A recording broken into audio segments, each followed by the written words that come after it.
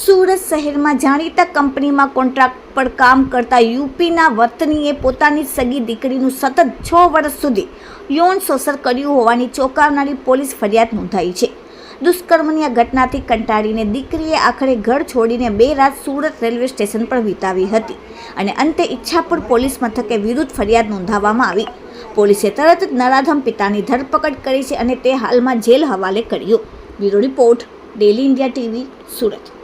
ગત તારીખ 10/5/2025ના રોજ રાત્રિના લગભગ 31 વાગ્યા બાદ અત્રેના ઈચ્છાપુર પોલીસ સ્ટેશન ખાતે ભોગ બનનારની ફરિયાદના આધારે BNS કલમ 64(2) FIJM તથા 65(1) 115(1) તથા પોક્સો એક્ટની વિવિધ કલમો હેઠળ ગુનો દાખલ કરવામાં આવેલ છે.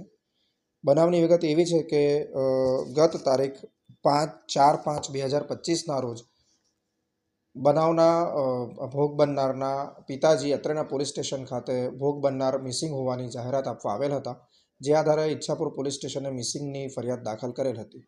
મિસિંગમાં ભોગ બનનારની શોધખોળ કરતા તેઓના બહેનપણીના ઘરે પૂછપરછ અને તપાસ કરતા તારીખ 10/5ના રોજ ફરિયાદી પોતે પોલીસ સ્ટેશન આવેલ હતા અને તેઓએ જણાવેલ હતું કે તેમના જ પિતાશ્રી દ્વારા પાછલા લગભગ 6 વર્ષથી 2019થી તેમની સાથે બળજબરીપૂર્વક શારીરિક દુષ્કર્મ અડપલા થઈ રહ્યા છે, તેમજ તેમને માર પણ મારવામાં આવી રહ્યો છે. આથી તેઓ પોતાનું ઘર છોડીને જતા રહેલ હતા અને 2 દિવસ રેલવે સ્ટેશન રોકાયેલ હતા.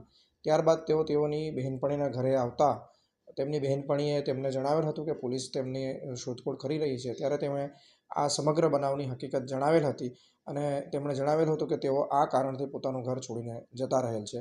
આમ આ સમગ્ર બનાવ આ રીતે ઈચ્છાપુર પોલીસ સ્ટેશન દ્વારા ભોગ બનનારની તપાસ અને શોધખોળ કરતા પ્રકાશમાં આવેલ છે. શું કરે છે પિતાને? કેટલા વર્ષથી? ભોગ બનનારની ઉંમર લગભગ 17 વર્ષ અને 6 માસ જેટલી છે અને લગભગ 2020થી આ ભોગ બનનાર બાળકીનું શોષણ થતું આવેલ હતું. ભોગ બનનાર બાળકીના પિતાનું નામ કૃષ્ણ મુરારી ઠાકોરજી મિશ્રા છે અને તેઓ ઉત્તર પ્રદેશના રહેવાસી છે અને આ વિસ્તાર મોરા વિસ્તારમાં રહી રહ્યા છે.